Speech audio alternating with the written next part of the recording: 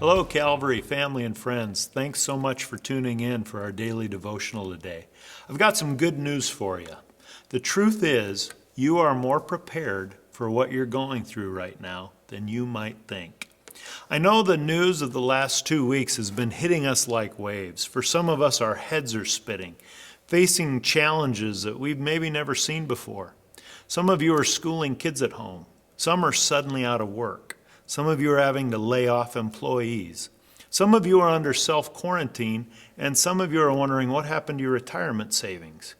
It would be easy at a time like this to beat ourselves up thinking, why wasn't I more prepared? After all, why didn't I stock up on a year's supply of frozen pizzas? Why didn't I learn how to grow coffee in the backyard?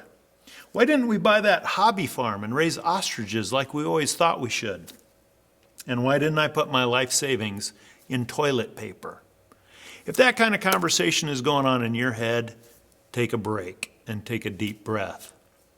If God knows the future, He knew that we would be here.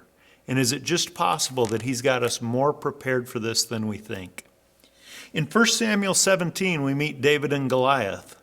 And the Israelites are at war with the Philistines. In the art of war, the Philistines are professionals. They are prepared. And the Israelites are amateurs.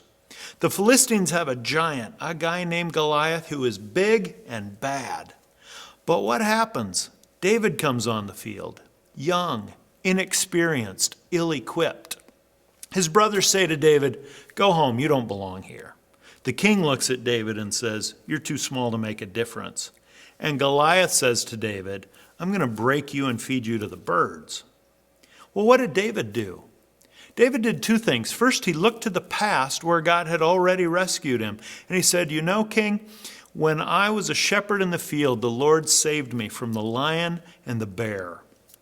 At that time in life, those probably seemed like the biggest challenges David would ever face.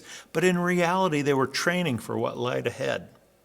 Secondly, David looked up.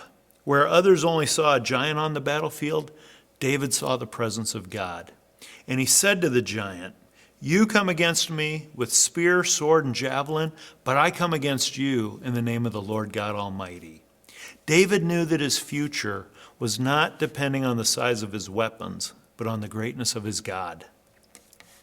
If you're feeling unprepared for what you're going through right now, take a deep breath.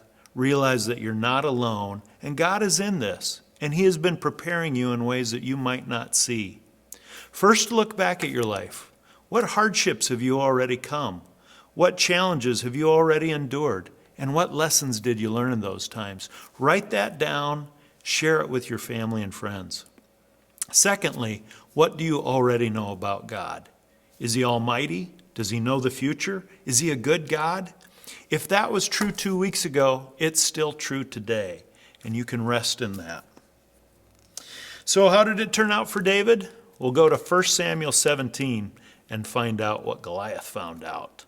Until we see you again, keep your chin up, keep your heart steady, keep your hands clean, and keep your eyes on the Lord.